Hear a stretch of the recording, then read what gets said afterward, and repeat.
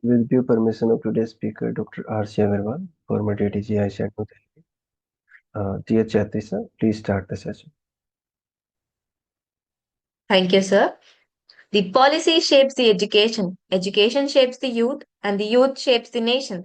So, Jai Hind and good evening to the respected dignitary and my dear participants. I am Chatrisha along with Vijaya. We are from Agri SAARTHI team and will be coordinating and guiding you today throughout the session. On behalf of entire Society for Agricultural Advancement, Research, Training and Human Innovation in collaboration with Knowledge Revolution in Agriculture, Nurturing Technology and Innovation 2026 team, it is my immense pleasure and privilege to welcome you all for today's insightful session on the topic NEP 2020 and Higher Agricultural Education Scope and Roadmap. Yes, it is rightly said the education is most powerful weapon which you can use to change the world. As India moves forward with the transformative vision of National Education Policy 2020, the importance of higher agricultural education becomes even more significant in building a self-reliant and innovative and global competitive nation. We feel deeply honored to have with us our esteemed guest, Dr. R.C. Agarwal, sir, the former Deputy Director in General in Agricultural Education from ICAR, New Delhi. A distinguished agricultural scientist, visionary, academic administrator, and a policy expert who has dedicated his life to strengthening India's agricultural education system. At this point, it is my privilege to introduce a dynamic academic leader. Ajay Khasana sir is the Chief Secretary of Society for Agricultural Advancement, Research, Training and Human Innovation. He is also the Editor-in-Chief of Paris Publication. With a strong academic background in agriculture from CCS, HAEO Hisar and extensive experience and human innovation. He is he have also organized more than 23 training programs. He has consistently worked towards strengthening agricultural research, publication, and academic excellence. Kranti 2026 is a visionary initiative of Ajay Khasana sir, aimed at revolutionizing agricultural education in India by creating a strong knowledge platform that connects science, sustainability, and practical learning. And your vision has made this a great start, sir. To grace this occasion, we are deeply honored to have with us a personality who embodies the very excellence Agri SAARTHI Kranti stripes for. Dr. Rakesh Chandra Agrawal sir, who was born in 1st June 1963 in Mathura, Uttar Pradesh. He completed his BSc from Agra University in 1983 and followed by his MSc in 1985 and PhD in 1989 from the prestigious Indian Agricultural Research Institute. Further enriching his academic and legal expertise, he has earned his PG diploma from Indian Law Institute in 2007. Throughout his illustrations career, he has held several key leadership positions. He has served as a Deputy Director in General for Agricultural Education at Indian Council of Agricultural Research, New Delhi since 2019, where he has played a pivotal role in reforming curriculum, enhancing quality standards, promoting the accreditation systems, and strengthening global collaborations in agricultural universities. Earlier, he served as a Registrar General of Protection of Plant Varieties and Farmer Rights Authority from 2011 to 2019, National Director of National Agricultural Higher Education Project from 2019 to 2024, the consultant of FAO from 2006 to 2009, and co-chair of FAO Expert Group on Farmers' Rights from 2018 to 2022. His remarkable contributions to agricultural research, education, and farmers' rights have been recognized with several prestigious honors like Rafi Ahmad Kidwai Award in 2021 and multiple Lifetime Achievements Award from 2020 to 2021. So, your leadership has successfully bridged the gap between the policies and the practice. Your vision has empowered institutions, strengthening academic framework, and created a new opportunity for students, researchers, and educators across the country. As Dr. APJ Abdul Kalam sir has beautifully said, the future of India lies in its villages. Agriculture is the backbone of those villages, and though NEP 2020, we are not merely reforming the education. We are redesigning the future of rural India. Innovation, entrepreneurship, and sustainable development. Today's session will help us to understand the vision of NEP 2020 in the context of agricultural universities, emerging opportunities for students, researchers, and agripreneurs, the roadmap for skill development, multidisciplinary learning, digital transformation, and global competitiveness. We are confident that your insights will guide us in understanding how higher agricultural education can evolve to meet the future challenges and contribute meaningfully to the nation building. Once again, on behalf of Agri SAARTHI team, I extend a heartfelt and respectful welcome to you, sir. We are truly grateful for your gracious presence and valuable time. So let us begin this enlightening journey with enthusiasm, curiosity, and commitment to learning. So, Jai Hind, sir.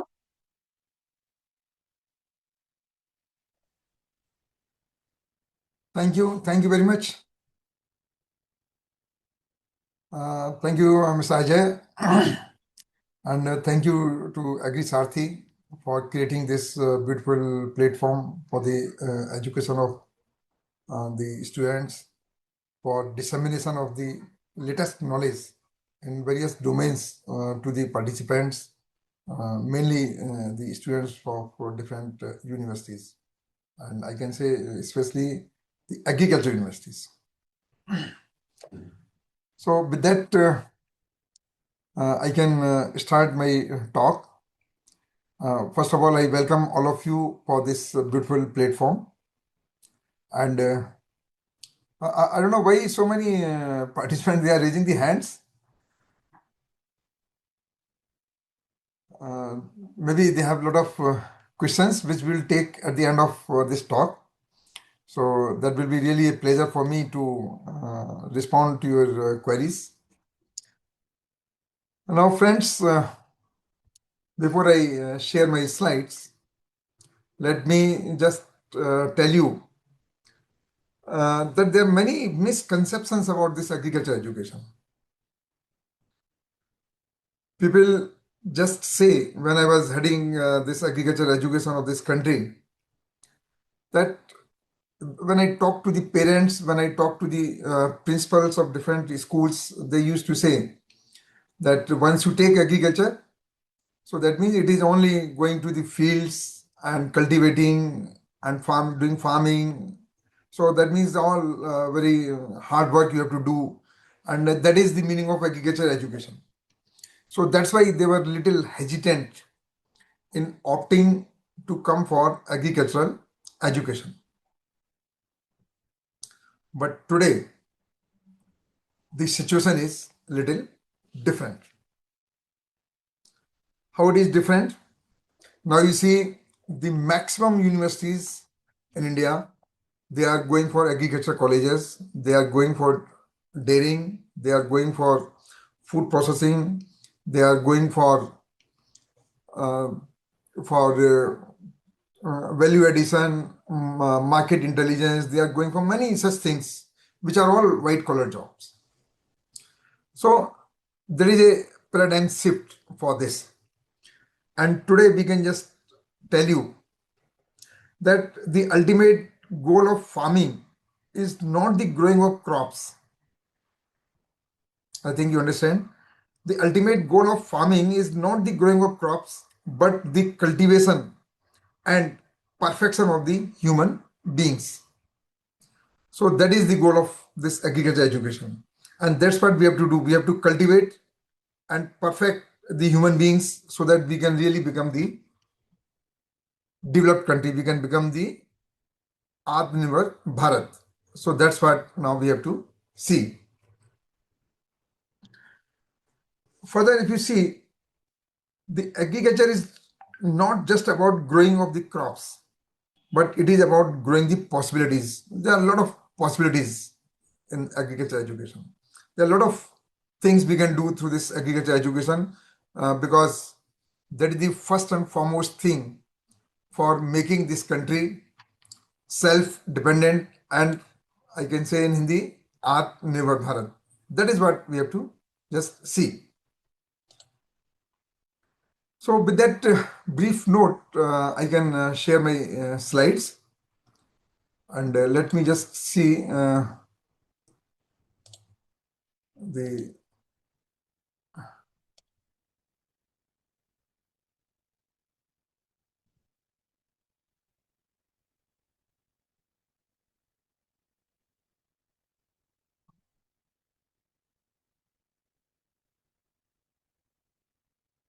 I hope my slides are visible to all of you. So, friends, I am just going to talk about what is this National Education Policy 2020. Many people used to talk, this is a new education policy. No, this is not a new education policy. This is National Education Policy. And now this is no more new also, because about 6 years back it was launched. So now we have a lot of provisions which have been incorporated into this. So I'm going to just talk about its relevance for this agricultural higher education and what are the opportunities in this agricultural higher education through this NEP 2020.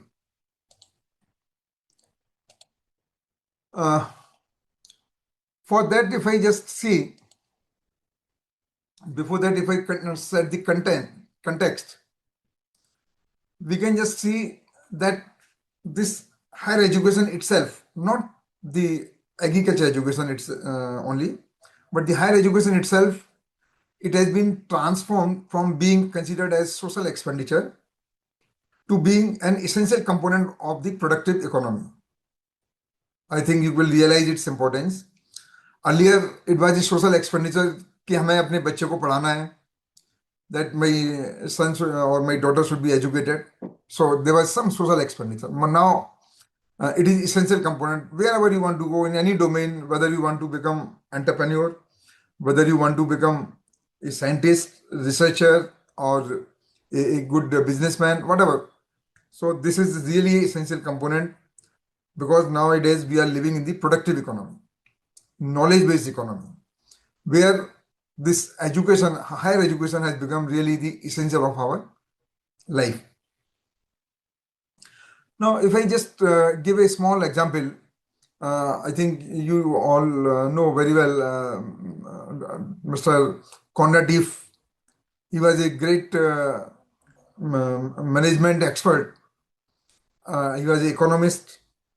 And when he studied the growth pattern, he gave a theory that after every 50 years, there is going to be a recession. But he could find that in US during the year 1974-84, there was no recession despite being 50 years. The change which he observed, or the reason which he observed, was that it was basically because of the technology-driven innovations. There are many kinds of innovations, but I'm just talking about the technology-based innovation. So he just found that the technology-based innovation has led this country on a growth pattern, exponential growth pattern, and it was not coming down. So we also in our country need to go for these technology-driven innovations, not just out-of-box ideas or something. They are also important. But if you have the technology-based education, and that is what our higher education is now providing. So I can say that we should go for the new knowledge, and new knowledge can come basically from this higher education, where you get a lot of information, lot of knowledge, and then you derive your own knowledge, but how really we can go for the improvement of that particular knowledge. Now, I will say, if you see this picture, you will see these are the laureates. These are the great personalities which have improved the food grain production, which have made the world free from hunger. They did a lot of work, and they are all Indians. You see, they are all Indians. You very well know Professor Swaminathan, late Professor Swaminathan. You know his contribution. You know late Varghese Kurian, whatever milk you have today, the Amul, whatever white revolution you see, it is just because of this Varghese Kurian. You know the great rice breeder, Professor Gurudev Khus, Dr. B.R. Wale, I think the Pan Bhushan awardee, and the person who laid the foundation for this Myco company, and he revolutionized the seed, the seed availability in this country. You know of late Professor Vijay Gupta, you know Dr. Vasal, you know Dr. Sanjay Rajaraman, Professor Ratan Lal is the latest who got this coveted award. And many of these, they are the product of our agriculture universities. Yesterday, I was at Dr. Y.S. Parmar University in Solan, and I was really fortunate to see that Dr. Vasal is an alumni of Dr. Y.S. Parmar University in Solan. And Dr. P.L. Gautam, also from the same university, he got the award from the same university. You see Dr. Khus from PAU Ludhiana, Dr. Vasal also from from the same Y.S. Parmar, and in addition, if you see the other persons, you will just like Professor Ratan Lal, he was from IARI. So you will see that their roots. Professor Swaminathan, you know, he was from the Tamil Nadu Agriculture University. So our agriculture universities have produced not only the national leaders, but they have produced the international leaders. They have produced the great visionaries who have provided the food for this world. And that is what, through this NEP, National Education Policy 2020, we want to see that more and more such leaders come out of this country, which our Honorable Prime Minister says, Vasudev Kutumbakam. So not only for this country, but for the entire globe, for the entire world, we need to produce the food, we need to create the leaders who can think for this humanity. And that's why I say you are very lucky that you are involved with a science which can serve the humanity, a science which can really provide the food to all, because the food is ultimately the most important thing. I will say again, you are lucky.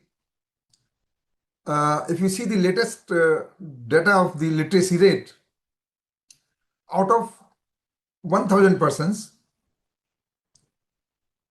332 are not literate and 320 are literate up to primary education. And I can say only 208 out of 1,000 in India, they are secondary and above level. And you are, and if you see out of 1,000, only 39 are graduates and only 11 are postgraduate.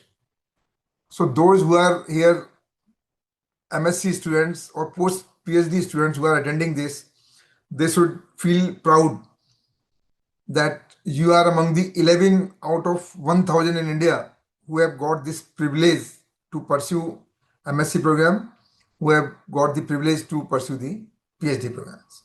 So my compliments to all of you. If you see the contribution of this agriculture education, people who do not know agriculture education, they do not realize the importance of this agriculture education. Now, whatever growth you can see in food grain, horticulture, fish, milk, egg, you see, we do not understand the importance of this industry. From independence till date, 78 times production has increased. Now, who has increased this? Of course, it is the labor of our farmers. Of course, it is the labor of our industry. But to develop the improved breeding, to develop the artificial insemination for making the better chicks. Similarly, for the milk production, the cooperatives, the improved breeds, and many other innovations. They have made this 14 times milk production, fish production 26 times, horticulture 14 times, food grain 7 times. So this is possible just because of the quality of this agriculture education, because of these policymakers, the good policies of the government, because of the hard work of our farmers, and because of the network which we call as National Agricultural Research System, where all the universities they are part, all the ICAR institutes they are part, all the KVKs, 732 KVKs, they are the part. Our state departments is a contributor in this, and the complete system, which is one of the best system in the world, has really contributed. But the main channel of this entire system is your agriculture education system. If you do not provide the good human beings which are well educated, if you do not provide the capacity building for this entire chain, so the other components of the chain will not work. So that is really important, and that we must realize that why this is so important. Again, if you see the figures, you can just realize that this sector provides employment to about 52% of the workforce, and that's why we should know that there is a lot of importance for this agriculture. 66% of the population in rural areas depends on the agriculture, which means that if you have to make this country as a self-dependent or Atmanirbhar, so we have to focus on this agriculture. 17% contribution of agriculture to GDP. Again, you see the agriculture consumes 46% of the land and 80% of the fresh water. So that again shows that why agriculture is important, because water is going to be a main issue. Average household spends 45% of its expenditure on the food. 82% of the farmers are small and marginal. So this last component, sixth component, really is a signal for all the educationists, for all the scientists, that our technologies, our innovations, our efforts should be more for developing such technologies which are oriented towards the small and marginal farmers. As I was saying that water is important. Again, if you see that the 70% water is required for this agriculture, whatever water is available. So now as a student, as a researcher, as a scientist, as a policy maker, our focus has to be that how we can reduce the requirement of water for this agriculture, because water is going to be a scarcity now in the future.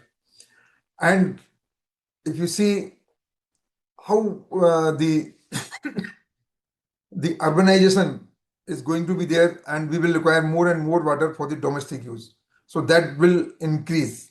So if that is going to increase, then the water availability for the agriculture is going to be reduced. Like the rice takes so much water, then there are many other crops which takes a lot of water for this. So that really we have to see.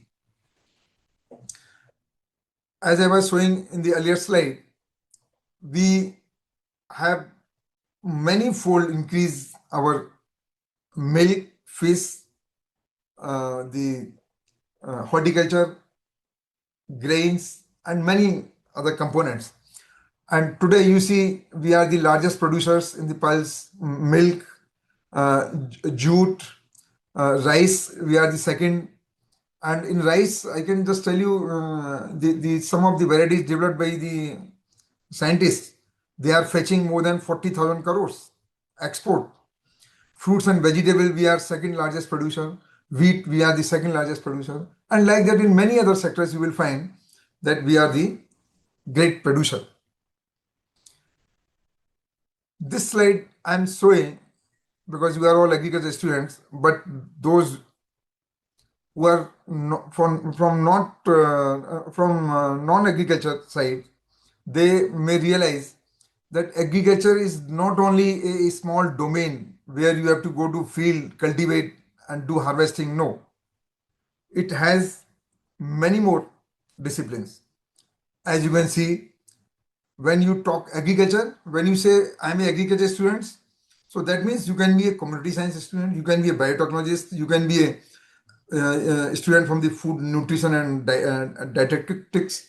You can be from horticulture, dairy technology, agriculture engineering, veterinary science, sericulture, and many more. So many disciplines they exist in this.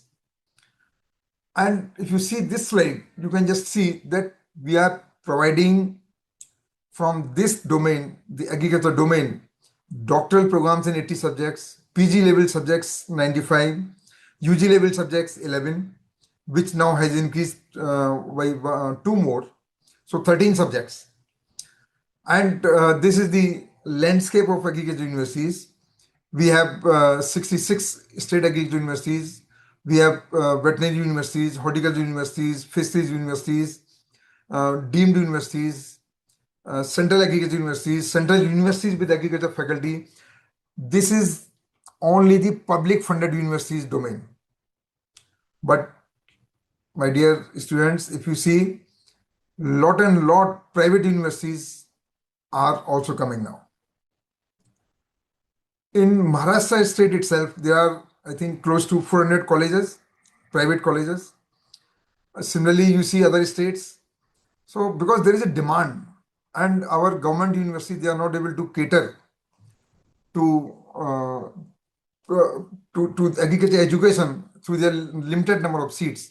So that's why many more private universities, they are coming and providing the affordable and inclusive education for all. Why I say affordable? You see the fee structure, you see the kind of scholarships, you see the kind of support they want to give. It is all affordable and it is inclusive education. Inclusive means they take all social groups and they provide the education through the reservation policy, through other kind of things. So even to the weaker sections, persons below the poverty line. So they have all kind of those categories where they want to provide all this. Agriculture again becomes important. Again, there is a misconception that the greenhouse gases, I think you all know what is the greenhouse gases. So greenhouse gases mainly come from the agriculture. No. Agriculture contributes only 14%. The maximum comes from this energy sector. So whatever energy we produce the GHG emissions, whether it's a coal industry, thermal, or whatever way the energy is produced. So through that we produce a lot of this. So these misconceptions should go, that agriculture, but still our aim is how we can reduce further from this agriculture the greenhouse gas emissions, from the animals, the methane emissions, or from other sectors, horticulture sector, or from food processing, how we can really reduce the processing of different agriculture products so that they emit less GHG gases. That really we have to see. Why agriculture education again becomes important? Because we all know that the basic requirement of every human being is the food security. You have the money, you have every kind of technology, but you cannot produce the food from the technologies. You cannot produce the food from the laboratories. The basic thing has to come only from the field. Then you can do a lot of other processing, you can improve, you can do the value addition, you can do any kind of thing. So the food security has to be the first and foremost thing for all of us. My dear students, realize this, that again you are fortunate that you are under this agriculture domain where you can serve this humanity through this food security. And when we say food security, that doesn't mean that how you can produce more food. That is only one component, the availability of this food. But how we can access the food, how we can make the utilization of the food, how you can make it stable. So everything makes the food security. Like I remember one quote by one of the great Nobel laureate from India, Amrita Sen, and he says that whatever food shortage has been in the past, famines. So all the famines, they were not because of this lack of food. No, that was not because of the lack of grains. That was because of the not proper plans for the distribution of the food. So that distribution again is very important. Like if you may have a lot of grain produced, but still there are many persons who are not able to get the wheat or the rice. So that's why the government has a lot of plans to store it, to make it available through ration cards, through other systems, public distribution systems. Because if we do not have that system, so that again is the work of our agriculture scientists, our policymakers, our researchers, economists, our other social workers, our social sciences. So it's not only the availability of the food, but I will emphasize again, it is not only the availability of the food, but it is also the access, utilization, and the stability. So by combining all these four factors, we say that we will have the food security. And that's what we are focusing. Now, I think you are well aware there was a very important project which I headed for 6 years. And that project was National Agricultural Higher Education Project. Around 1100 crores was given by World Bank for 6 years. Keeping all these points in view, we established 16 centers of excellence for our students in the cutting edge technologies, whether it's a conservation agriculture, whether it's a protective aquaculture technologies, whether it's a secondary agriculture, market intelligence, genomics, it's a integrated farming systems, protected agriculture, the Center of Excellence, digital farming solutions, IoT-based solutions, next generation technologies. So you will see that our students should get benefit of all these technologies, and we should be the center of excellence for these technologies. And that is what our orientation has been towards these agricultural universities, so that we produce best of the best students who can have the great vision, who can have the best technologies available with them, and who can really do the best research and best entrepreneurship, whatever is available to them. Why it is so? Why we are focusing so much on this? So if you see the HR market trends, you will find that there is a lot of transition happening now. A lot of transitioning happening now from the input retail shop to online one-stop solutions, from traditional agriculture equipment to automated agriculture infrastructure, from traditional supply chain to digital supply chain, from traditional credit systems to agri fintech solutions.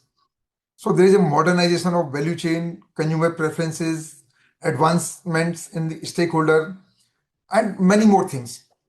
And I think you all know that in Delhi there is a ongoing conference, a big conference on artificial intelligence, and which they say will have a lot of impact on this agriculture education, a lot of impact for this agriculture research, and many more things. Your education system. So we have to always keep our eyes open with these transitions which are happening, with this digital capability framework which is required in agriculture inputs. You see in agriculture inputs, in farming practices, in harvest and aggregation, in storage, everywhere there is a technology-driven solutions. You will not find any area where the technology-driven solutions are not there.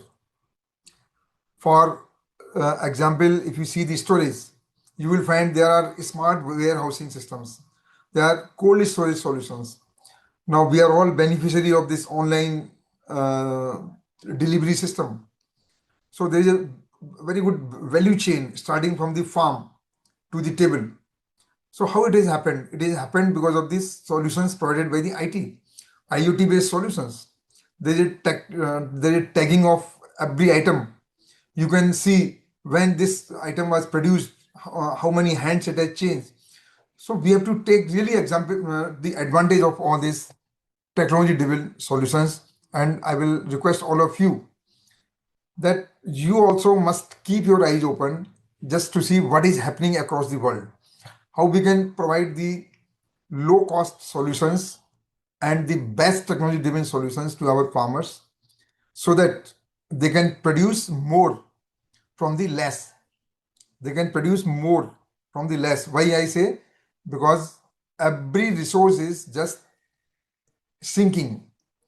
Water is going to be scarce, land is day by day sinking. Sinking means availability of the land for this agriculture purpose is less and less. The climate change is there, stress, biotic stress, abiotic stress is there, and you can see in the top that the population forecast by 2050 is we are going to be 1.6 billion. You must understand what is the meaning of this billion. 1.6 billion persons we have to provide the food, and the average land holding size is decreasing day by day, and it is expected that by 2050 0.51 hectare is going to be the average land holding size. If that is the situation, the only solution lies in the technology driven solutions, the innovative ways, and many other substantial opportunities that exist for technology integration across the agriculture and allied value chains. Similarly, you can see at the global level, the figures are given on your screen, how we have to see the employment in the global food system. But the important thing which you can see here is, and which our students should take note of it, that as you become the developed country, as we are presuming that by 2047 we will become the developed country, the dependency on agriculture will decrease. And you can see from this bottom table that in the high income groups, the farming is only for 2%, food manufacturing 1%, food services 7%, total agriculture and food systems 10%. Whereas in low income groups it is 80%, whereas in middle income groups it is 30%, and non-food systems 90% is the high income group, 20% in the low income groups. So what does it mean? It means that we, again I say, we have to go for the technologies so that we have to produce more from the less, and less person should be utilized for the agriculture. So if you just have 10% for half a hectare, then you cannot talk for their sustainability. You cannot provide the food security to them. They don't have enough income. So we have to just find the alternative means. We have to find how we can do the best of the best possible technology-driven innovations for these particular kind of farmers who are not having enough land for available with them. Now, also there is a change in consumption pattern, increasing fruit and meat consumption. There is a lot of pattern changing for more and more demand for the fruits and meat. As the income increases, you will have the more consumption towards these fruits and the meat consumption compared to wheat and rice. So that also we have to see, and that's why the services of economists and the statisticians are very important. You must know that in which direction we have to do the research. It is not only that my expertise is something and then I have to, without looking at what is required by the population, I keep on doing my research. No, we have to see what kind of things really we need to do. Again, people say that there is a big demand of agriculture education in India, and for that, I had a chance to convene a meeting of all Delhi-based school principals to know what is the reason why there is a big demand for agriculture education in India. Why, when I go to my friend's house, I always ask that what is your child doing, whether he is preparing for engineering or whether he is preparing for medical. But do I ever ask whether he is preparing for agriculture? No, because we do not understand the importance of this agriculture. So they feel that agriculture and allied subjects are not aspirational. That's what we have to just see. We have to focus. We have to make more awareness. And that's why we say that low awareness about the need of managerial and entrepreneurial skills in agriculture is one of the important factors why the people are not coming for this. When I talk to the principals and they become so excited, they just told that can you take a class, can you do the counseling for our students so that they can prepare for this. They should know that this field again is not less than any agriculture or any veterinary, any medical science. You see our veterinary science students, they are in great demand nowadays. There is a shortage of veterinary doctors, a lot of opportunities for this entrepreneurship because there is a lot of small animals, dogs. People need doctors for the dogs, cats. People need doctors for their pet animals. So that's what we have to really focus.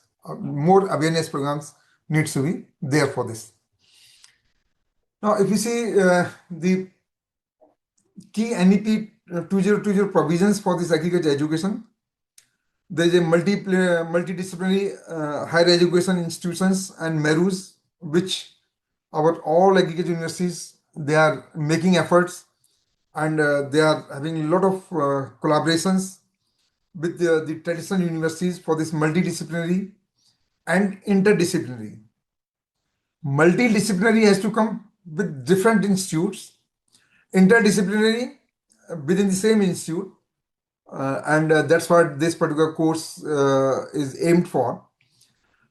You must go for both multidisciplinary and interdisciplinary. Multiple entry and exit system, the academic bank of system, academic bank of credits. Again, all the universities they have introduced, and it's a very good system. If a student is under stress, or if a student has got some family issues, if you want to exit, then his studies should not go waste. And that's why the multiple entry exit system is there in agriculture education also based on this NEP. Experiential learning, I can say with proud that the agriculture education system was the only system which was having experiential learning even before NEP 2020. Before NEP 2020, we had around 700 experiential learning units in our universities, and today we have close to 900 experiential learning units. In any university, it's a compulsory from the ICAR side that if you do not have the experiential learning units, then you will not get the accreditation. Vocational education and entrepreneurship, since beginning we are focusing on this. Research and innovation, again, is important, which is part of the NEP 2020, and this already we are following. Inclusion and language support, very important aspect, which again we are giving emphasis. Now, if you see the action plan for this, the curriculum and pedagogy, a lot of efforts we have made through this Dean's Committee, through this BSMA for MSc and PhD programs. We have restructured the syllabus to include the latest topics in the emerging technologies. The credit and mobility, similarly, the ABC guidelines have been issued to all universities, and most of the universities, they are following this ABC. And I will request the students also to register for this ABC if they have not registered for this ABC, so that they can get benefit of credit mobility from other institutions into their accounts.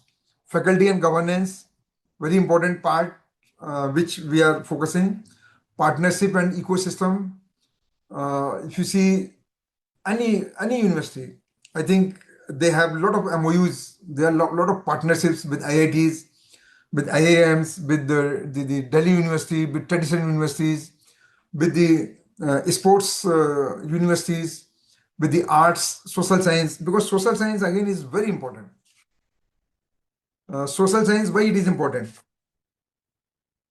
Because if you are good in the arts, if you are the basic sciences or the I can say the arts subjects, I think you can be a good innovator.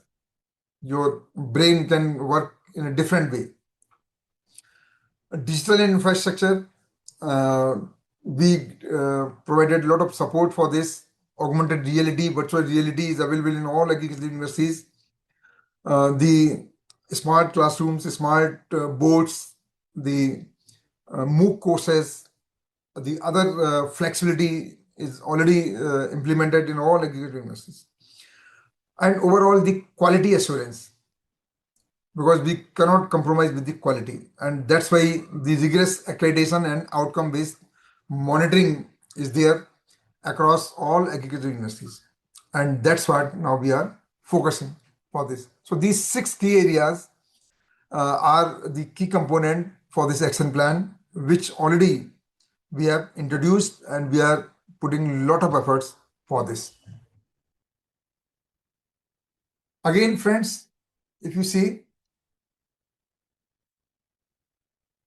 different discipline wise. What is this slide aimed for? Let me just give the little background that under this NEP project, we made a small effort of just seeing that what is the human resource requirement for the next 20 years. How many more colleges we should have, which subjects we should focus more so that we can have more colleges, more faculty, and other kind of things. And we could find that if you see the CAGR, compound annual growth rate of say 3.1%, if we take, then you can just find that there is a demand is expected to grow at 3.1% based on this CAGR of 3.1% from 9.5 lakh to 17.7 lakh from 20 to 40. And keeping that thing in view, you can just see that the 80% of the total demand is for the top 5 streams. What are the top 5 streams? Agriculture, veterinary, horticulture, agriculture engineering, and ABM, agriculture business management. Of course, the dairy science, forestry, fisheries, they are also close to it and they are also the great demand. If you see today's picture, in today's picture, the grand total, if there is a demand of 9.58 agri graduates, we are able to meet only 50% of this. And that's what we have to see, that it's more in demand. Now, students will be very curious to know that when there is so much demand, why there is a lot of unemployment. I can just tell you that those positions presently are being filled by the non-agriculture graduates.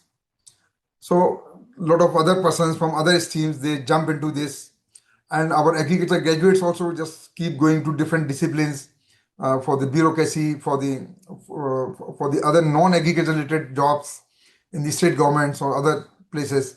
So there's a lot of mismatch into this. And this is what the agriculture colleges which are required. So we require around 552 new colleges by 2040. And that's what we have to just focus. Maximum colleges will be required by the discipline of agriculture, the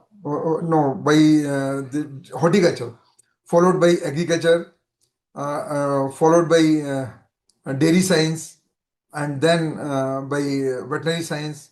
And that's what you can just see that how this requirement has to be there. And accordingly, we must focus, our all agriculture universities should focus that how they have to go for different kind of disciplines. Another good thing which has happened in our agriculture universities, you see, we compile all the PhD thesis data since beginning till date up to 2020. And we could see it's a very good paper which we have published in the Outlook of Agriculture, very high impact journal. We could find that there is a exponential growth in number of thesis programs, though there was some dip around 2020 during the COVID period. But that's again a very good symbol that how our students not only producing the more number of theses, but again we analyze that what are the key components on which the students are doing research. We could find that all the latest topics are covered under our student thesis programs. Like if you see the letter size, so many theses, maximum theses are there on the management, yield. They have the keywords development, they have the keywords pulse, they have the keyword growth, vegetables, evaluation, quality, so on and so forth. So almost all the subjects, all the latest topics of the national importance, they are covered in our thesis, which are there. So the frequency of the 100 most frequently encountered terms which are of national importance are covered in the thesis programs. And similarly, when we analyze these PhD thesis programs through the cluster analysis, we could find that the maximum thesis they are in the agronomy group, which covers the soil, crop growth, nutrient, nitrogen management, etc., etc., etc. Followed by animal science. So we clubbed the research on buffalo, cattle, milk, animal disease, goat, etc. into animal science group, and we found it's a next cluster. Similarly, you can see the social science, you can see the plant science, and you can see the other courses. When I was associated with this division, we focused, we provided a lot of support for these vocational courses, and we provided equal opportunities to the students for the communication skills, for the industry-oriented courses, for the entrepreneurial skills, for the remedial courses on veterinary anatomy, engineering, mathematics, creative and innovative thinking, and many more. Because the entrepreneurial skills is equally important.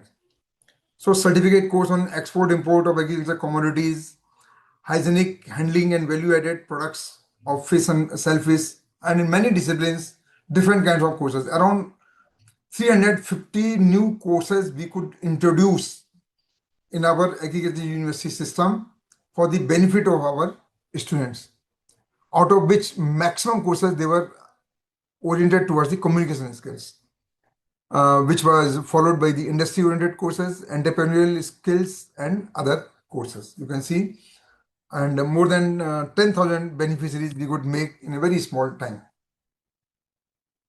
This is the latest development. Just before my superannuation, we could give the guidelines to our agriculture universities to have diplomas in 14 streams, again for the benefit of our students, and directly even from 10th class students can get admission under these different diploma programs wherever they are running. And the qualification, the educational qualification framework of the national qualification framework, which is given under this NEP, was followed for this, like 3.5 level, 4.0 level, 4.5 level. So it depends upon whether you are completing 1-year diploma, 2-year diploma after 12th, or other things. All those details we have followed totally in sync with the NEP 2020. So that was a very good initiative, and it's very much required also to make students learning better and more effective. We have made this online app for this RABE program. RABE, I think you know, it's an important program, important component of this undergraduate program, where every students have to go for this rural agricultural work experience by attaching them to the villages and using this app, which is called the Vikas app. And in the latest finance, in the budget, the government has provided a very good amount of support for this Vikas app, which not only is used for Rabi, but also for the various other purposes. So that the students can know the different schemes of the government, they can educate the farmers, they can understand the issues of the farmers, they can fed into this app, so that those suggestions can be analyzed at one single place, and then this scheme can become really very effective. That's what we have to see, how we can make it more effective. Again, as I started my talk, that there's a lack of awareness among the school students about the importance of this agriculture. I'm saying agriculture, not agriculture education.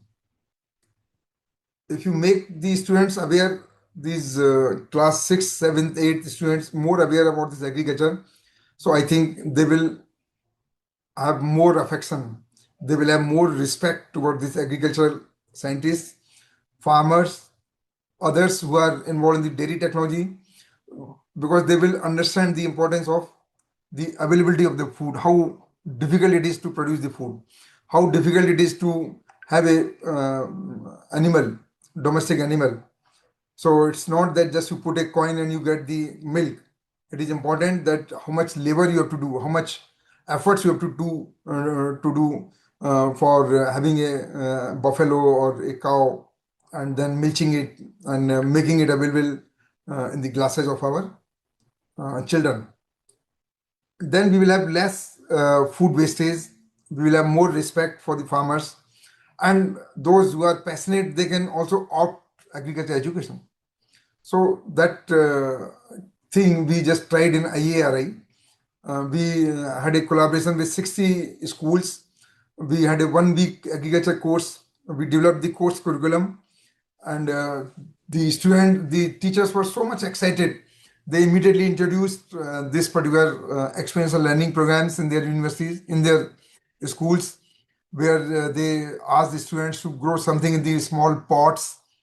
They went for the microgreens, they went for many such initiatives, and that was really mesmerizing. Because this school education is not under the mandate of the ICAR. So we informed the NCRT that they must introduce such courses across all the schools in the country, and I think very soon they are going to have such courses for the benefit of the schools. There are a lot of career and entrepreneurship avenues in the agriculture. You can see in different domains. They are all latest, in which it's not only the government. Every student just think, oh, that I should get a government job. No, government job is only one avenue, but there are a lot of avenues which provide you a lot of growth, which provide you a lot of opportunities to do best of your, to showcase your best of the abilities, capabilities, innovations. You can go for, like in agriculture, agri input industry, the financial institutions, the commodity trading, warehousing, logistics, engineering, farm machinery. There are a lot of private companies which are coming out with many good solutions. The irrigation players like Gen Irrigation, many such things you can just find out in all the areas. And not only this, we have seen a lot of growth also in our agriculture sector. We could see, when we analyzed the data of the successful entrepreneurs from our agriculture universities in the last 6-7 years, we found that the average turnover of those 300 startups was close to 28 lakhs, and almost all disciplines they covered. The maximum they were in the agriculture, followed by the horticulture, food science, veterinary science. And veterinary science, the turnover from the first year itself was close to 1 crore, 1.5 crores. So like that, there are a lot of opportunities. The only thing is we have to really see that how best we can associate ourselves with not only the jobs, but also for the entrepreneurship, the self-employment, so that the logo or the motto which we just say that we have to be job providers, not the job seekers. It can be really made a reality using all this. A paradigm shift in agriculture education through National Agriculture Higher Education Project. You can just see that how the on-time graduation rate has increased from 77%, which was there in 2016-17, to 95.7%. Placement rate increased at UG level from 41% to 66%. 41% in 2016-17. Similarly, you can see the faculty research effectiveness, internal revenue generation, the industry-sponsored projects, the gender equity, very important, the 7th number point. Earlier, there were only 26% girl students, but today there are 49% girl students in our universities. You also must have realized this thing. And there is a jump of about 53%. So that is again a paradigm shift, a very good innovation. We tried and we got success because of this NEP project. To make really the India a developed country, we need the best of the best capacity building programs for these students. And this is what we could make a small effort through this project by sending the undergraduate level students to foreign countries. About 2,700 students from UG, PG, PhD, we could send abroad. About 1,100 faculty we could send abroad. And these students and the faculties, they covered the new subject areas, which is 831. So they could do the new research in 831 new areas. Now you just see this 831 new areas are there in our agriculture universities, and our students are getting training in these new areas. They were sent to about 37 countries,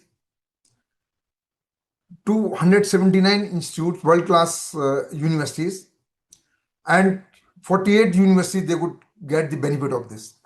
And it has a lot of impact. The average CGPA increase, the number of students received international scholarships. After coming back, they were again invited, because I got a feedback from most of the international universities that Indian students are one of the best students. And they provided the scholarship to our students, and they are again attracted those students for getting the higher education, the research programs, the RA shape in their universities. So very exciting figures are there with this small investment. We just see that what is the effect. We did some we did some statistical analysis just to see what is the impact of these intensive training programs on students' CGPA. Again, we could do this regression analysis, and we could find based on the data that there is a positive effect. So those students who return from 3 months training program, undergraduate programs, their perspective changed, their way of thinking changed. They were more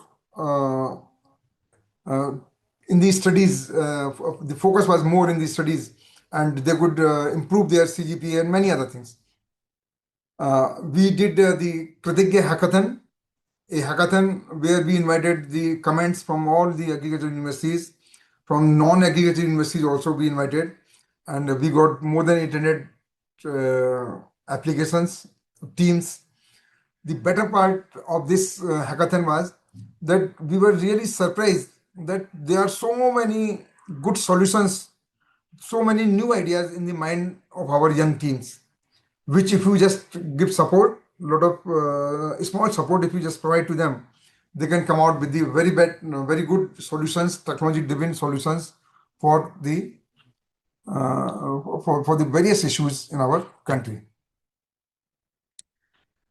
Not only this, you see, a very good component is how you keep the cool in your mind. Everything originates from your mind. So how to meditate, how to do really the health related activities. So we just introduced one credit course on meditation. We signed one MOU with one of the organization called Heartfulness Trust, and our students got a lot of benefit out of this. I could find that the students were devoting more time for their studies. They were more focused for the studies. They were more focused if they are playing the games, badminton, any other game. So their focus really got improved because of this small effort of meditation. So that again you can see it's again a part of the holistic development of NEP, which we introduced, and we got a lot of support for this. In IARI, we tried to just see that how really we can make it the world class so that it comes in the world ranking. And we could see that what is the present H index, the employer reputation, academic reputation, how we can improve all those things.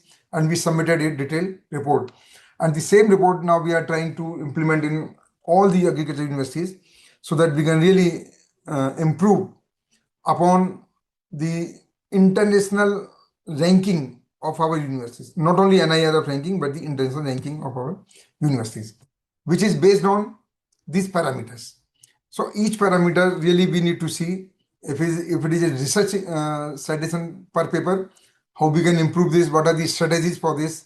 If it is academic reputation, we have to see that how our alumni, they give the reputation, how they are involved, how there is a big network of all our alumni. And there are many things which really we need to focus for this. Again, I will say that keep your eyes open and just try to see that what are the latest technologies which are coming in the agriculture field, whether it's AI-based solutions, whether it's IoT-based solutions. So we have to really focus for this technology adoption, innovation hubs, digital infrastructure, and agricultural ecosystems, startup ecosystem. A lot of schemes are there from the government side. Just see what are those schemes which you can take benefit out of this. So like under Rashtriya Krishi Vikas Yojana, a lot of support for this agri startups are there. For innovation hubs from DST, there's a lot of support under this cyber physical systems. Similarly, you can see digital infrastructure, a lot of support from different schemes is there. Now, again, there will be a very genuine question in the minds of our students that why there is so much gap between agriculture education and the employment. I will say that the entrepreneurial skills are essential and we have to focus for this entrepreneurial skills. Not that we all have to be provided the government jobs, because there is a limitation for that particular avenue, government jobs. Entrepreneurial skills education is often limited, and that's why we are opening more and more incubation hubs. We are providing a lot of opportunities to the universities so that the students are trained more for this entrepreneurial skill. They should have more and more MOUs with the industries. They should have more and more industry-oriented skills or the training programs. And that's what we have to really do. Universities have to prepare the workforce to meet new job requirements. Let me just tell you, people just say that because of this AI, and 90 million people will be out of job. People just estimate. But again, there is another estimate. They say that the 80 million jobs will be in the new areas, which we cannot predict now. Like about 20-25 years back, nobody thought that there will be employment opportunities in the value chain, in the blockchains, or in this computer related so many jobs in the agriculture field, or automated fertigation system. Nobody thought. So today also we have to just prepare our workforce to meet the new job requirements. So we have to provide all kind of education so that whenever there is any shift in the job requirement, they should easily adapt that particular job requirement. There is a highly dynamic market changes. Now, as I just told you, there is a lot of requirement for this online shopping, the blockchains. There is a lot of requirement for the IoT based solutions. So there is a dynamic market changes. How people are making preferences for this, the big data analysis, the machine learning. So everything has to be oriented up from our research point of view also towards these latest technologies. And we have to integrate the experiential learning and internships to develop the students' organizational capabilities. That also we need to focus. The implementation challenges in our universities are the funding gaps, that we have to really find out what are the alternative channels for filling this gap. So what are those funding gaps? Because government has limited funds, so they cannot provide unlimited funds to all universities. The faculty shortage is there. That's really a alarming situation. So that's the biggest challenge we can have. Again, the ICAR is putting a lot of efforts with the support of our government to pursue the state governments to fill up all these positions. Low enrollment, weak linkages, employability, access barriers, center state sync, resistance to change, governance issues, and digital divide. So I think all these topics. So these are really the challenges. Employability, despite all our best efforts, again, the graduates are so much worried about their employability, employment opportunities. So the employability, we have to just focus that how they can be really make more employable in whatever avenues comes. Access barriers, again, a very big challenge where the geographic and economic hurdles for rural and tribal students accessing quality institutions is required. So a lot of these points really needs to be changed. And the way forward for this strategic roadmap is that how we have to really prioritize our funding, the faculty strategies. Based on all these points, we have to roll out ABC. Again, it's a big challenge, that how really we can have the more and more collaborations with different institutions so that our students can get whatever knowledge he wants to acquire in any field, sports, arts, social science, music, whatever they want to learn. Pilot Meru's industry partnerships, inclusive initiatives, whatever is there, that's really required for this. So thank you very much for your patience listening. And this is just a brief what we visualize for this national education policy, what small efforts we have made, and what is our future strategies. And we just want to see that we produce best of the best human resources. Human resources means not only the best in the academics, best in the technology-driven solutions, but also who have the human touch, who can understand the requirement of different persons, the society, the country, the globe, or the Vasudev Kutumbakam. So that is our ultimate aim. And with that, I will just say that it is wonderful talking to all of you. And thank you very much. And I stop here. Thank you. We sincerely thank heartfelt gratitude to Dr. R.C. Agrawal sir for delivering such an enlightening and visionary address on the National Education Policy 2020 and it's a transformative implementation for higher education. Thank you for this wonderful session, sir. We shall now proceed to a query and interaction segment. Instruction to the participants. Those who have questions are kindly requested to use the raise hand feature. When invited, please unmute yourself, turn on your camera, briefly introduce yourself and ask your queries. Participants may also post their questions in the chat box. So, one question is there. Shall I? Yes, please go ahead and ask me. The question is from Niharika Mishra. She is a first year BTech Agriculture Engineering student from Govinda Balha Pant University, Pantnagar.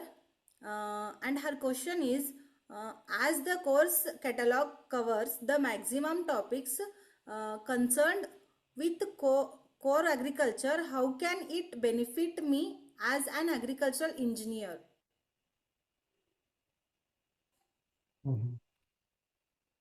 Okay. Now you see, if you talk for NEP, or if you even when NEP was not there, so the important thing is interdisciplinary. Like, let me give you example.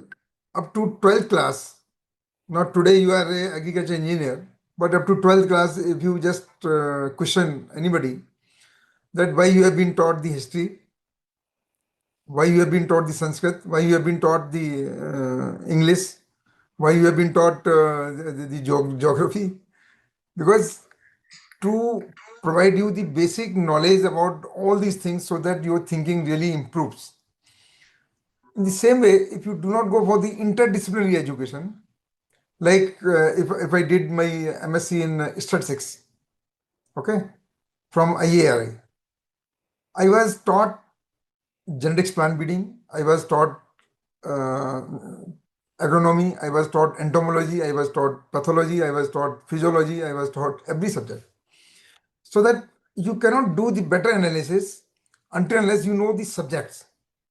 So today you will not realize, but tomorrow you will be more effective in talking to a different persons, providing the agriculture engineer solution if you know their subjects. Today people are talking about AI. Now you may be a student of say nematology. Now you will say, what business I have to do with AI? Or AI person who has to develop some solutions for agriculture. If he doesn't have the basic knowledge of the agriculture, I think he cannot provide the better solutions. So that interdisciplinary education is really important, and we must provide all kind of solutions for this thing.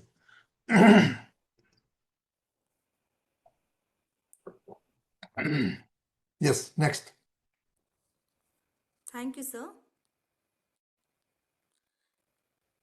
Now I call upon Prajwal. Kindly unmute yourself.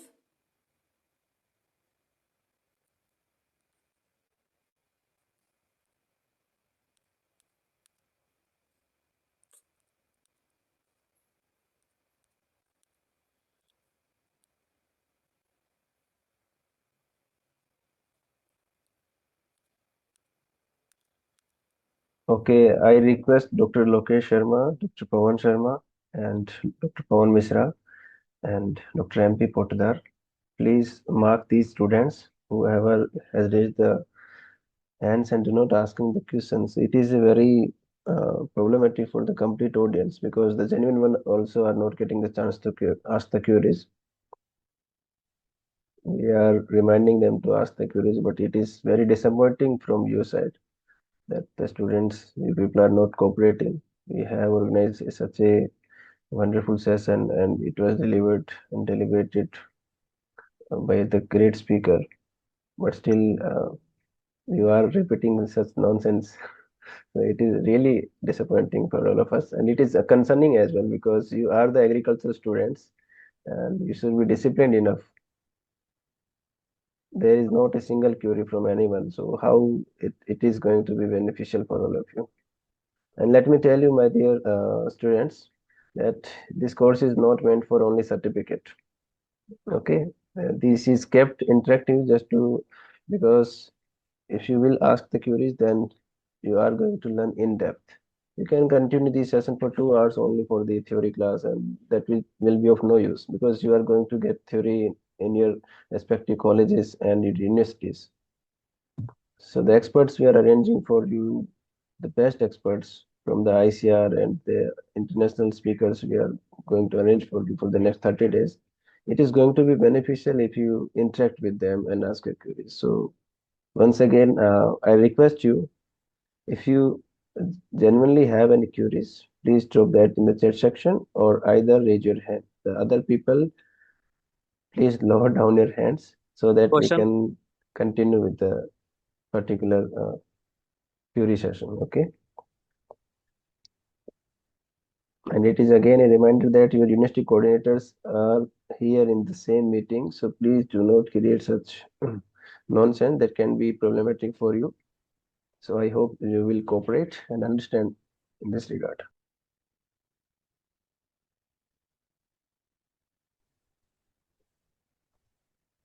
We have Sir, such a, yes, please go ahead. sir, is there any provision for 1 year MSc or direct PhD options in new education policy for agriculture students?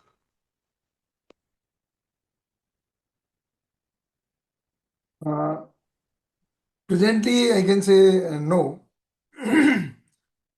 because they are all waiting for the new guidelines to be issued. For this, a lot of committees are working on this to find the solutions. But one thing why we are presently we are not allowing is because agriculture is a professional degree. Like in MBBS, if somebody starts saying that I want to learn online or I want to do something without doing the practicals, so in the same way, without going to field, you cannot, like in agriculture, you cannot grow a particular crop. Say if it is grown in 120 days, you cannot make it to grow in 30 days, 35 days. So that's why the whatever education is required for the MSc purpose has to be there. But still, some solutions may be worked out. But as on date, I can say no, there is no such provision. But in future, it may come out.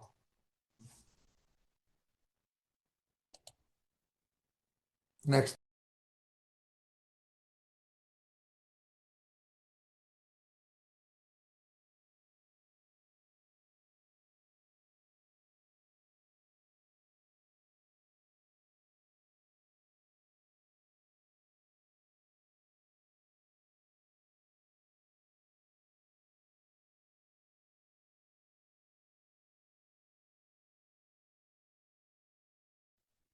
Sir, I have gotten query from 05169 Abhishek Dhanawade. He is from US Harvard, third year student. His question is how skill-based agriculture can be strengthened under NEP, as there are so many skill enhancement courses are there, SEC courses, because in the first semester, second semester, as we are aware about that. So how it is going to strengthen under NEP 2020? I think it's a very good question and very good query. This, as I told in my presentation also, that a lot of support now we are providing to the universities, and we are encouraging the universities to go for more and more skill-based education. So what exactly we are doing is that in addition to your regular degree programs, so like if you are doing undergraduate program, so in addition, you can get certain skill-based programs, maybe 15 days, 20 days, 1 month, 2 months, 3 months, during your summer vacations, evening time, Saturday, Sunday, whatever is possible, or through online mode, so that you can really know through these practicals. Though this education system of agriculture also has a lot of inbuilt mechanism for skill-based education, but additionally, like I know certain students who did 1 month mushroom raising program, how to raise the mushroom in their small area on their terraces, and that was in addition to their regular undergraduate programs. And after passing out, they really became good entrepreneurs for this mushroom raising. So that depends upon the interest of the students, and that's what we encourage all the honorable vice chancellors, that please allow the students if they want to register for any skill-based education program. And so that is choice-based. That is depending upon the interest of the students. It's not being forced to the students that you have to undertake so many skill-based programs in addition to your regular programs, but whatever is inbuilt. So, and that's why the flexibility also has been given in this 16th committee, that choice-based systems to universities, they can design you their own programs, a lot of such things.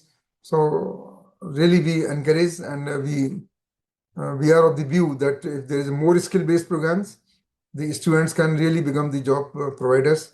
They can go for more and more entrepreneurship. They can really come out with many good employment opportunities to their colleagues. Very good. Thank you.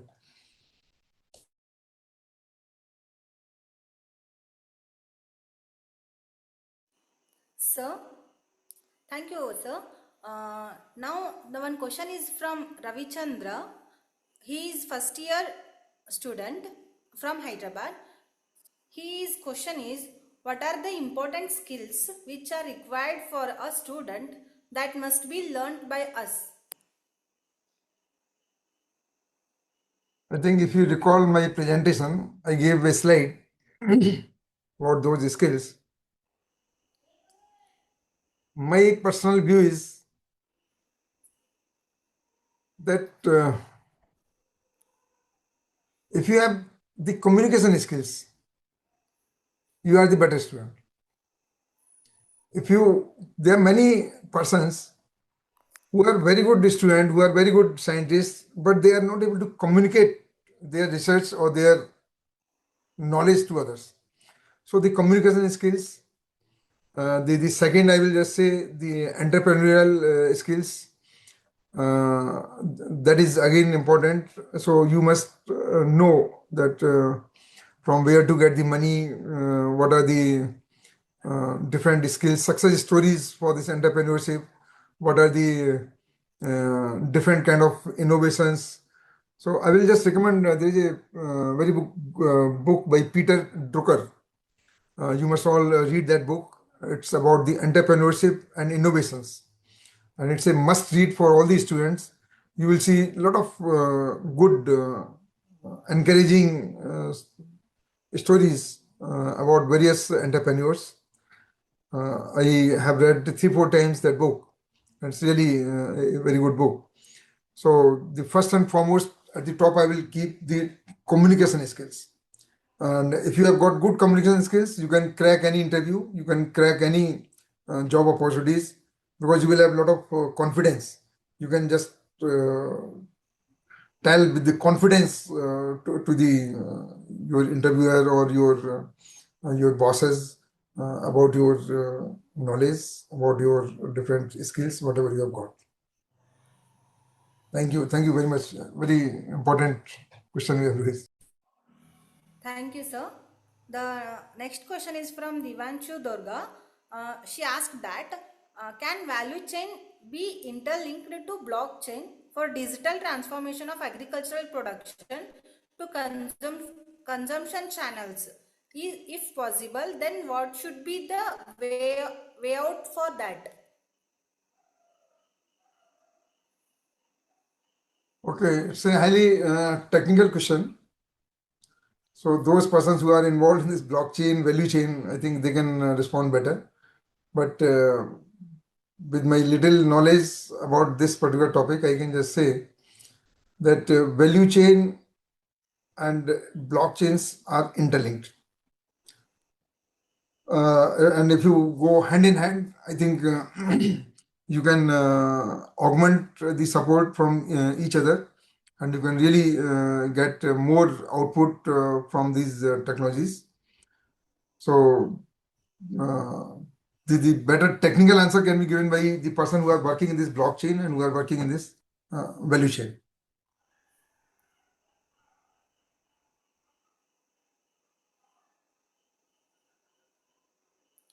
Thank you, sir. Sir, the next question is from Pinky Kumari. She is pursuing her BSc Botany 4th semester from Government College.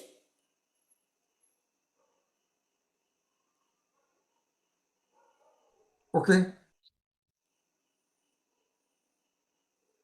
And she asked the question that she is doing diploma in agriculture, and is there any courses available for me direct admission along with BSc? I could not get any course. Can you repeat this?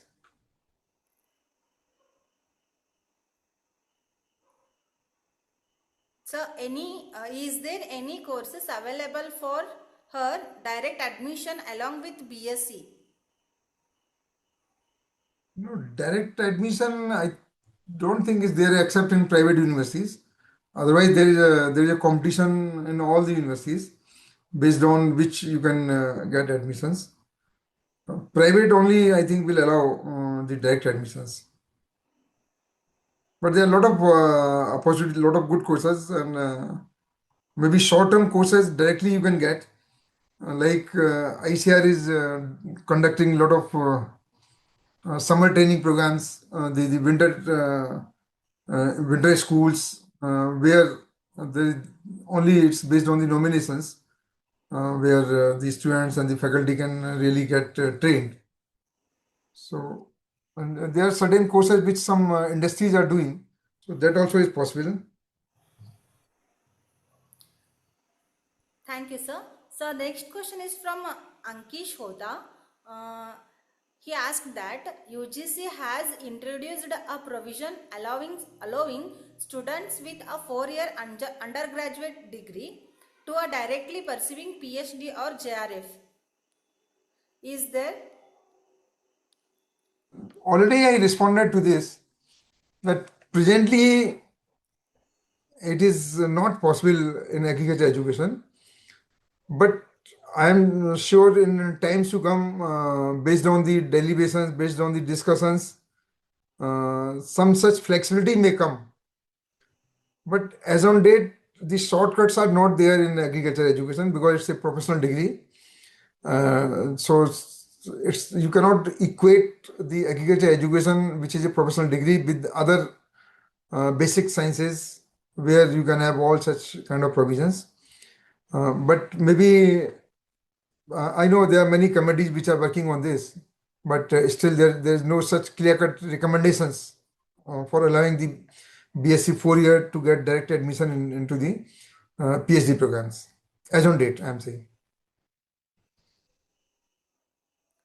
Okay, thank you, sir.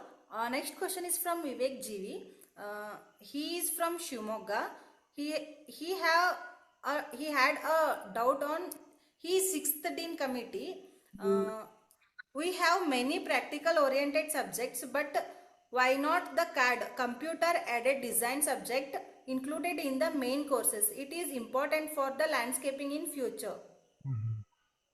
My simple answer for this is we have given in 6 Deans committee there are a lot of flexibilities. So if you feel like there is anything important for you, you can ask the coordinator or your university to introduce those courses, and they can be there. So because every university doesn't have the expertise for this CAD, the facilities for the CAD and other kind of things, and once we make such things compulsory, people start objecting that sir, we are short of faculty, we cannot do all these things. So if you have the faculty, if you have the requirement, you can really introduce and get along with this. Thank you, sir. The next question is from Kanika Joshi. She is 2nd year BSc Agriculture student from GP Pant University. Her query is how to develop entrepreneur mindset as from school days. We are in habit of just cramming the before exams, which exercises on a daily basis can help us increase innovative thinking in agriculture. Okay. I think one of the very most interesting and very promising question. That's really a big challenge, and that's what is required. So this entrepreneurial mind from the primary education can really come. So it all depends upon the environment which we are providing. Now in today's time, we are so much concerned about the marks that if my child gets even say 99% marks, I will say why you are not securing 99.9%, because you are not now able to get admission in any good university. And that is why the system of this CUET has come out, where again there is a competition and the admission is not based on your marks. Because this marks business really shifted us from any kind of such entrepreneurial skills towards the marks attaining machine.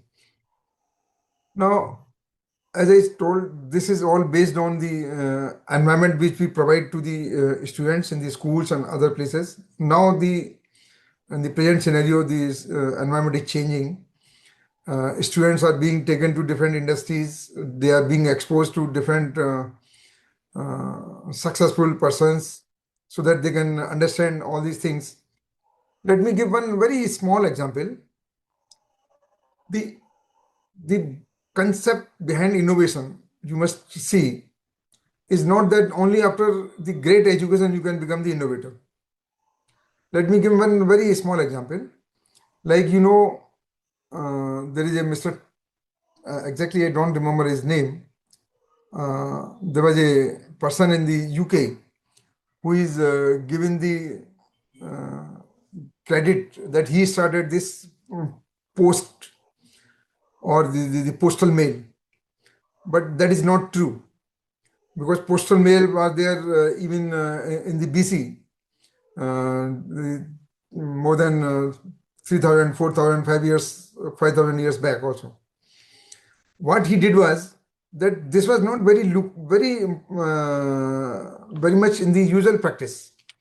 So he gave a very small innovation, that he invented only this postage. So that stamp, postal stamp.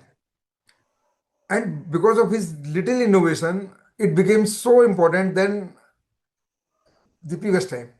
Because putting a 1 rupee stamp was so easy. Instead of going to the post office, making payment for your mail and doing other kind of things. So if you just tell such stories that you all have very good skills, really, you can really do a lot of good innovations. I think our students can really excel, and they can come out with small solutions in big difficult situations. So it's not only that you have to be a PhD only to be a good innovator. No, even school students can be a good innovator than a PhD students. I have hundreds of such examples where you can just find out that the big innovations, the best of the solutions have come out from the uneducated persons. They have been really the good innovators.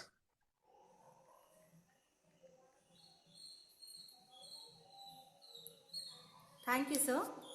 The next question is from Venula. She is third year BSc Agri student from Hyderabad. She wanted to ask, what are the skills-based programs you would suggest according to the changing trends in upcoming agriculture in India?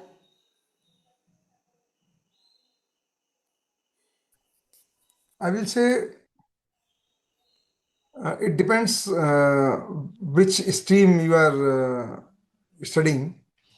So, like if you are in fisheries, I will say there is a lot of demand for this ornamental fish. If you are in horticulture, I will say there is a lot of demand for this uh, vertical farming. There is a lot of demand for this for these bonsai plants. There is a lot of demand for say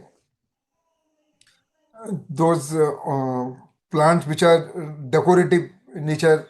So how to breed, how to make it available for.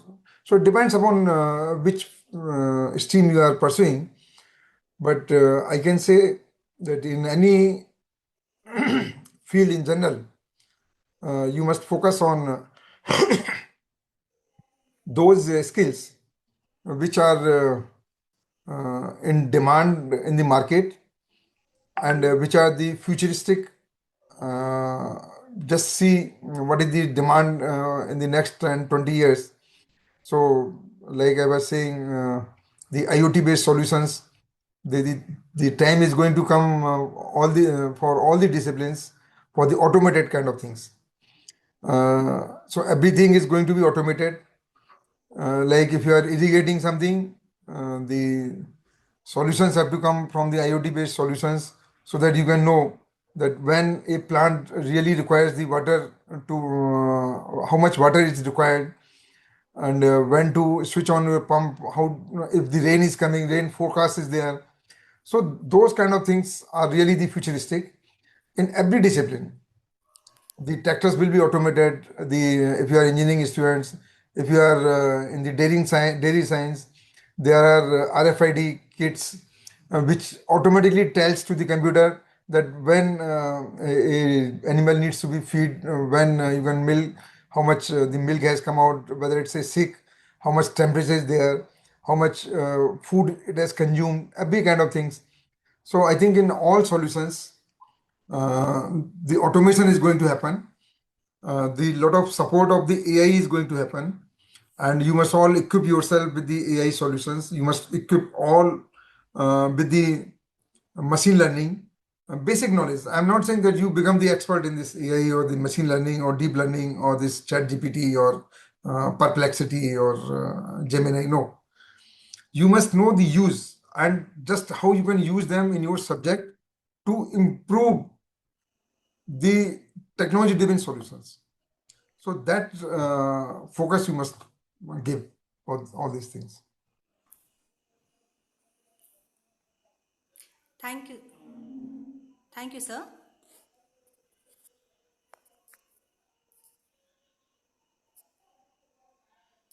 So next question from Ayush Karmale.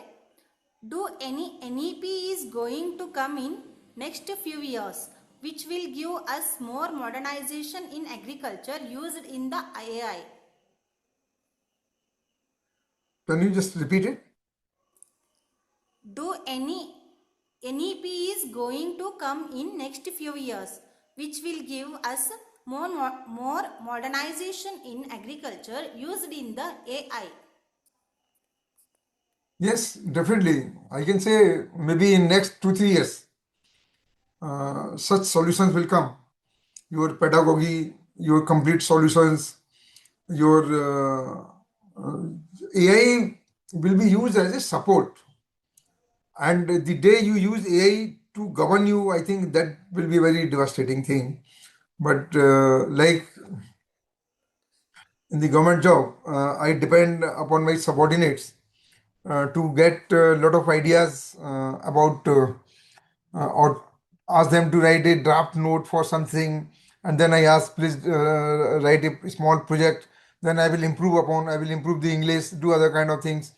So if that thing, I can get support from the Chat GPT, I can get support from the Perplexity or any other app, then I can devote more time for my technical thinking than on writing something and improving the English, and then formatting, making bold, making table, making formatting and other kind of things.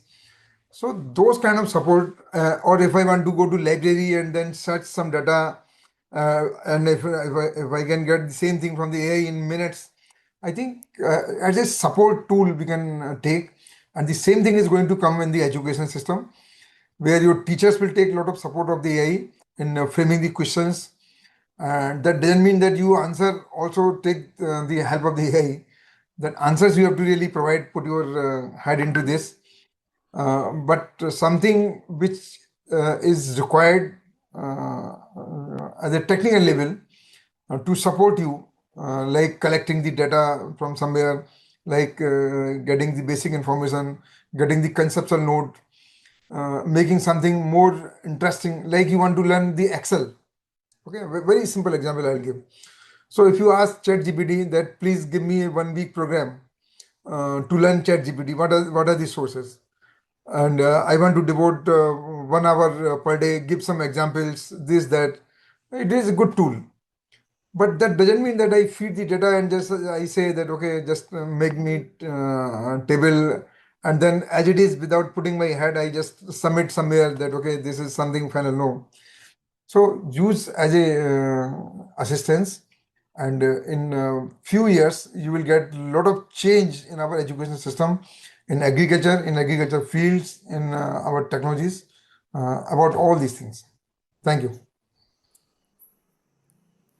Thank you, I sir. think one or two more questions. 8 o'clock we have to finish this. Yes, sir.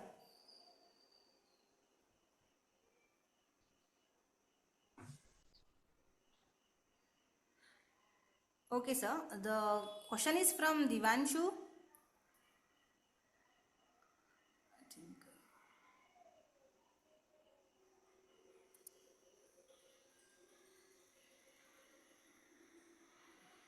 So next question is from Devendra. His question is any scholarship opportunity to abroad for master in any program in agriculture, and also want to know that what is the best and demanding branch in horticulture for masters. As such, there are no fellowships for the MSc level. For PhD level, we have got this Netaji Subhas scholarships from ICAR side. And again, I say subjects depends upon your interest. There are a lot of subjects available in different universities. Different universities have got again their expertise based on your interest and based on the futurist requirement. But again, I will say search for some solutions where you can have the next generation technologies skill for you, so that you can provide the best of the best solutions in the times to come, which are cost effective, which are meant for the small scale farmers, where you can really do the precision agriculture, you can do the digital agriculture, you can do all kind of these next generation based solutions. Like I can tell that how to grow more from the less. I think that is through this precision agriculture. Even single drop of water is important while taking care of the plant. It is not only saving the cost of your water, cost of electricity, cost of energy, but also providing you more production. You are giving only the amount of water which is required by the plant. If you put more water, that doesn't mean you will get more production. So all those kind of precision are really required. So precision agriculture in any kind of things, whether it's a dairy technology, horticulture, or food industry, or any kind of thing is required, because then only you can optimize the resources which are required. Thank you, sir. The last question, it is from Mayur Samal. He is from Maharashtra. As an agriculture graduate aspiring to build a career in agribusiness management, how can we strategically use ICAR training programs and institutional support to strengthen our profile for leadership roles in the agri sector? Okay, good. Whatever is your field, agriculture business management is a very emerging field. And I can just see from the profile of many universities, they have in the sixth Dean's Committee also, we have started introduced a new discipline, agriculture business management, that they are coming out with this agri business management school, a new course, and based on the demand only. But there are certain good institutions. I will recommend, if you can get admission, if you can prepare well. The Indian Institute of Management also have started ABM courses. Our National Academy of Agriculture Research Management, NARM, Hyderabad also has started ABM. There's a lot of demand for that, and they provide a lot of support also. Then there is a new course at CAU Samastipur also, Agribusiness Management. So many universities, but traditional universities also are providing such courses. IIMs have also started such courses. So accordingly, you can just choose that where you want to go. And they're not very expensive courses. And generally 1 year courses are there, and which you can opt for, and you can make your career. But certainly I can say there's a lot of demand for ABM courses. Thank you, sir. Actually, there are a lot of questions. So I request all the participants, can you ask your questions in the feedback form, as time is very constrained. Thank you, sir. Thank you for your wonderful your lecture, sir. On behalf of organizing committee, I extend our sincere gratitude to Dr. R.C. Agarwal, sir, for his highly informative and insightful lecture on the National Education Policy 2020 and its implications for higher agricultural education. Sir's comprehensive explanation of the scope, opportunities, and strategy roadmap under NEP 2020 has provided us with a valuable clarity and direction. His emphasis on academic reforms, multidisciplinary education, research excellence, innovations, and skill development has greatly enriched our understanding of the future of agricultural education in India. We are deeply thankful for his time, guidance, and thought-provoking perspectives. The session has truly inspired all of us to work towards strengthening higher agricultural education in alignment with national priorities. Thank you, sir, for sharing your wisdom and expertise with us. My sincere thanks also to our organizing director, Mr. Ajay Kasana, sir, Chief Secretary of Agri SAARTHI, for his continuous support, meticulous planning, and guidance, which ensured the smooth and successful conduct of today's program. I take this opportunity to thank all the participants for their enthusiastic participation, active engagement, and thoughtful interactions, which truly made the session lively, meaningful, and successful. I also place on record my appreciation to the entire Agri SAARTHI team for their dedicated efforts in organizing this 30 days National Agriculture Program and for constantly providing a valuable platform for learning, capacity building, and professional development. Before I conclude, I kindly request all the participants to ensure that the attendance form which has been shared in the chat box is duly filled. Please note that submission of the form is mandatory and the link will be remain active for only 30 minutes. Once again, thank you all for your valuable time and participation.